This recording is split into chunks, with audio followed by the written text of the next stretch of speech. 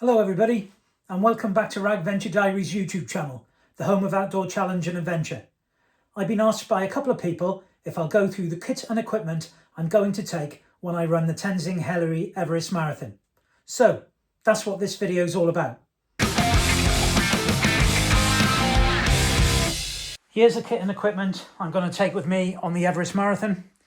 Just as a recap though, the Everest Marathon starts at 5,356 metres and finishes at Namche Bazaar at 3,440 metres. I'm sure you'll appreciate with those type of altitudes, you can experience a multitude of weather and conditions. So that's why you've got to pack comprehensively. So on the left-hand side of the frame, you can see the kit that I'm basically going to trek up to Everest Base Camp with. And on the right-hand side of the frame is more of the running type of kit. So I'll go through this now, starting off on the left. On the bottom left, there's a set of Scarpa Rush Trek GRK boots. They're a lightweight Gore-Tex lined walking boot. I've used them on numerous treks and expeditions before as lightweight boots, and I'm pretty happy with them. On my feet, I'll be wearing Bridgetail socks. I've got 3 sets of those and some Bridgetail liners if the requirement is there for me to double up.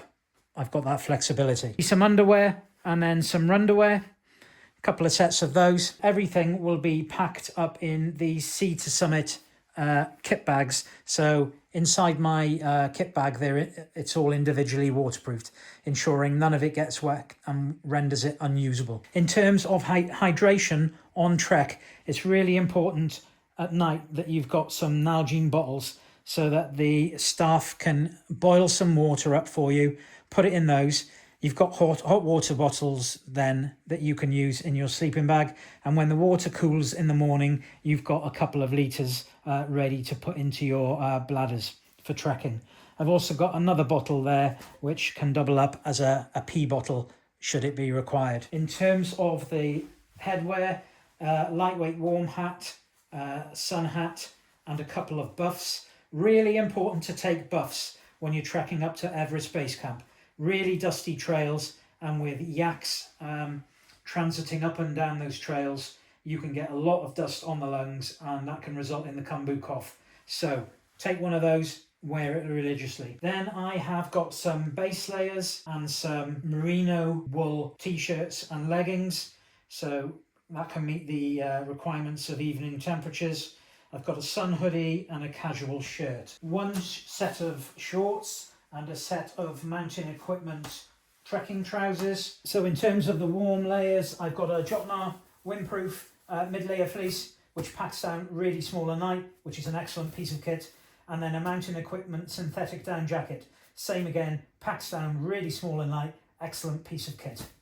2 really important pieces of kit for your expedition pack are your sleeping bag. Here I've got the Helium 800, which I believe is comfort rated down to -12, which should be about right at Everest Base Camp.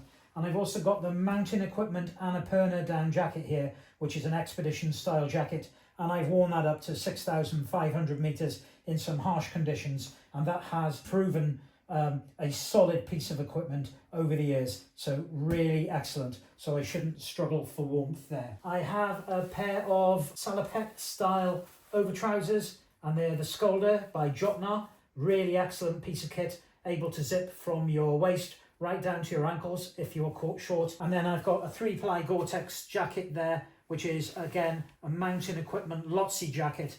Really excellent piece of equipment. For the extremities, a set of liner fingered gloves, which are good for trekking in and walking. And then if it's really cold, a set of expedition style mitts and liner mittens. The first aid kit. The first aid kit has got lots of stuff in there that I've built in from many years going away on expeditions. Anything from antibiotics for diarrhea to creams for feet, sterile dressings, different types of medication, you name it, it's got it. The Thermarest X-Therm Neo Air, which has got an R rating of 6.8. So that's my sleep fat mat for the evenings, and it's a pretty damn good piece of kit. And then a Trekology inflatable pillow, just for a bit of comfort. My wash kit is there, which I'll take in my hand luggage. So if my whole luggage gets lost, at least I can get by. And in my wash kit there, we've got various things. High 5 hydration tablets, some travel squash, some lip salves, antibacterial hand wash, ear protection, as well as the standard toothbrushes, toothpaste, sun protection, factor 40, deodorant, etc. So a really good compact lightweight wash kit there, and a lightweight travel towel. Just in case, you never know how much of that you're going to need, and you certainly don't want to be found wanting in that department.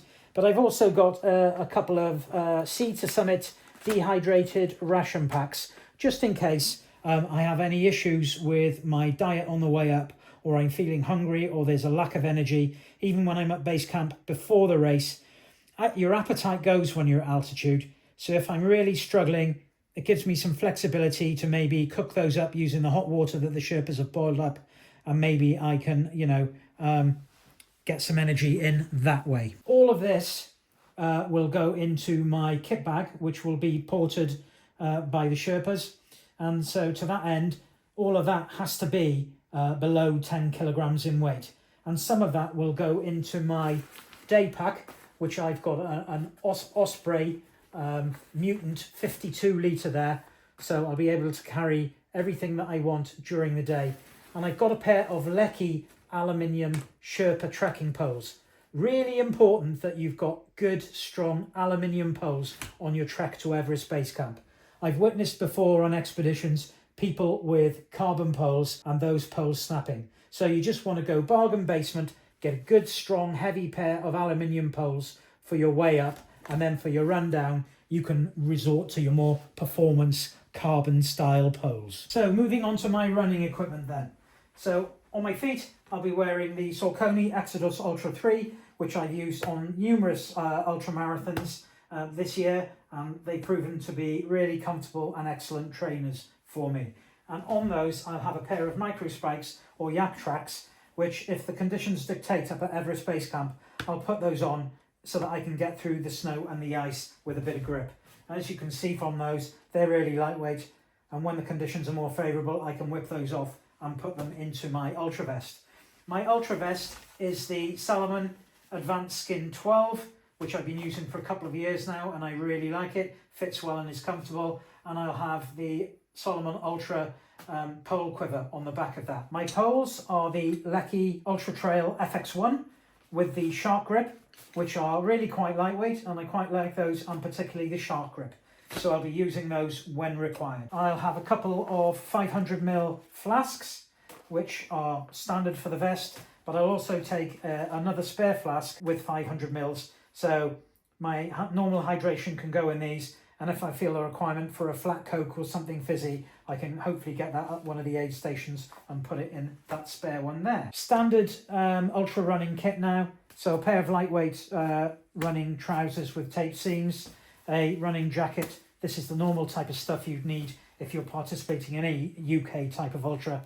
A couple of Injinji socks, which I swear by, never had any blisters in those. And then depending on the conditions, the start conditions up at Everest Base Camp, I could use a pair of half tights, a base layer, or a pair of full length tights. It really depends what the start conditions are like at Everest Base Camp. Then in terms of my nutrition, the idea here isn't to do a full nutrition video, but just to highlight what I'll be using. I'll be using Precision Fuel and Hydration in their 90 gram gel packs. I require 60 grams of carbs per hour, so that's a really convenient way for me to take the right amount of gel. And then I'll be using their pH 1000 electrolyte mix in each of my Salomon flasks, and hopefully drinking that in 500ml of water per hour. There's a first aid kit that I'll be carrying, lightweight first aid kit in the vest, and the standard stuff that you would need there in the UK, such as compression bandage. There's all sorts of stuff in there, some painkillers, a foil survival bag, some toilet paper, all types of stuff. So I may well have missed some stuff in there, and if I do, I apologise. For instance, I should say I use Compeed as blister kit in my first aid kit. I should say it's really important to take a cloth bag with you when you go to Nepal for any shopping that you want to do, but also to put your electronics in when you're going through your internal flights. Also, it's really important to take a decent pair of glasses with you. I've got a set of Jolbo mountaineering glasses there that I'll use on the trek up to Everest Base Camp. I'll also probably use those on the run back down. And then I've got an OR cap, which I really like running in, find it really comfortable, but I also have the neckerchief attachment to that I'll be able to employ if the weather conditions are proving to be a little bit too warm. Here's my electronics and film equipment. I'll be taking with me the GoPro Hero 13 Black on a small handle and tripod and using that to film the race itself. I've got a bunch of GoPro spare batteries and a charger there. I have a SteriPen with spare batteries as a method of water for purification. We've already heard about the Nalgene bottles, and my preference will be to use boiled water from the Sherpas. But if I need other methods to purify water, I have the SteriPen, and I also have some purification tablets in my first aid kit. My head torch is a Fenix HM65RT, so the T is designated for trail running. I find that to be an excellent piece of kit. I've used that in Nepal before, summiting Mera Peak, and also on numerous trail races in the UK. Awesome piece of kit. I have a bunch of travel adapters, so I can use within the tea houses. Okay, there's 3 in there, so I can cover each eventuality. A power bank, 20,000 milliamp hour, to charge all this kit up, but also to hold a good charge from the tea houses at night.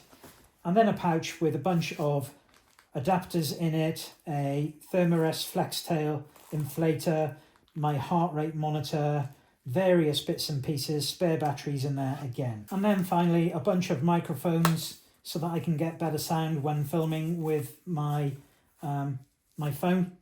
And then finally the watch. The watch that I'll be using is the Coros Apex 2S.